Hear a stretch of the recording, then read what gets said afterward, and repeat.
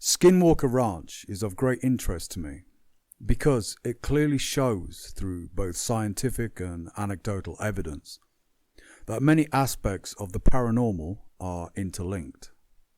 Something I realized during my own lifetime of studying the unusual. Anyone who has spent even the smallest amount of time researching esoteric fields can clearly see the similarity between mantra chanting, demonic or angelic evocation, and interdimensional realms.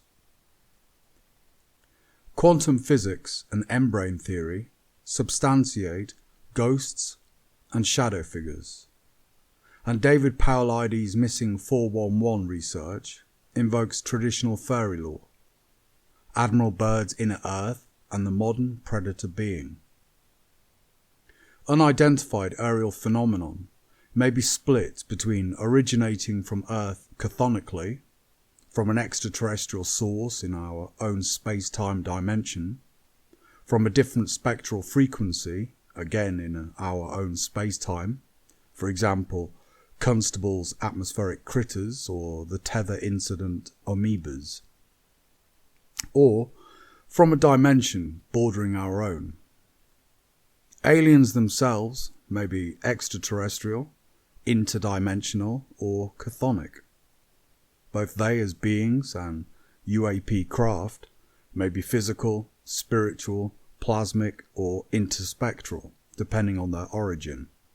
Our neighbouring dimensions and their inhabitants, which do occasionally poke through where our borders are thinner, for example at Skinwalker Ranch, or at magnetic or gravitational anomalies, they may be material or function under a different set of physical rules to our own, where mass does not apply, gravity is not a constant, time runs backwards, or matter is dark. The ghost of a loved one may be an ex-human who now appears as a holographic or photonic display as the dimension into which they moved post-mortem, if they did move anywhere, and in fact perhaps just lost their material tether to our realm, does not feature mass, sort of like Kirlian photography when the subject has been removed.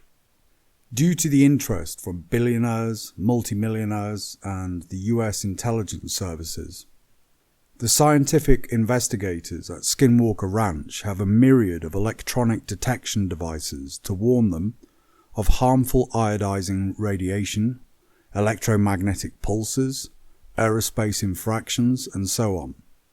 Yet all of these devices seem to fail whenever a performance takes place.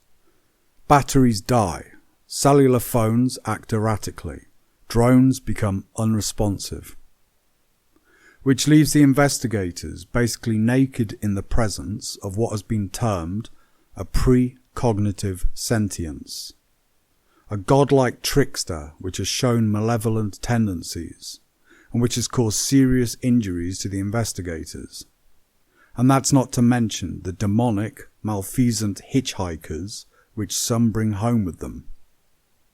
As those in the know have clearly realized that almost all the phenomena are interconnected, everything from poltergeist to UFO to werewolf to shadow figures, even interdimensional Fata Morgana cityscapes. I have to wonder why they have not looked into traditional, even ancient, methods for protecting their staff on site. Once the electronics are down, I would deem it necessary that they at least have something pre-digital to fall back on for their own safety and security. As such, I propose a Skinwalker Ranch safety kit to be worn whilst actively investigating, e.g., during digging or another activity which is likely to attract a negative response, and to protect the investigators from a hitchhiker possession. There are universal constants in supernatural protection, seen in a myriad of cultures across the world. Sir James George Fraser's Golden Bough is the classic in this regard. Number 1. A safe room. There should be a safe space to where the investigators can turn when stuff starts to go down. This should be externally lined to protect against harmful radiation and electronic and spectral frequencies. It should have no electronics within it, and it should only be lit by candlelight and be smudged with sage regularly, preferably by a Ute shaman. The interior walls should be decorated with sigils and various religious iconography, and a large pentacle of Solomon should be painted on the floor, into which the investigators should move if things really get out of hand. There should be no windows, and the doorway should be protected with a hand of Fatima, a talisman of arbulet, mirrors, witch balls and hagstones, preferably all hanging from a mixture of silver, brass, iron and red ribbons. Number 2. A paranormal hazard suit. This should comprise of a red shirt worn inside out or back to front. On the investigator's front, the shirt should have stitched on it the pentacle of Solomon on one breast and the talisman of arbulet on the other. On their backs should be stitched reflective mirrors, buttons or pendants or otherwise. The shirt should regularly be washed in holy water. One pocket of the shirt should contain kosher salt and St. John's wort. The other pocket should contain stale bread and garlic. Around the investigator's neck should be worn a Hamza, or hand of Fatima, bearing the evil eye in blue or green. On their belt they should wear a sharp, wrought or smithed cold iron knife in a red sheath.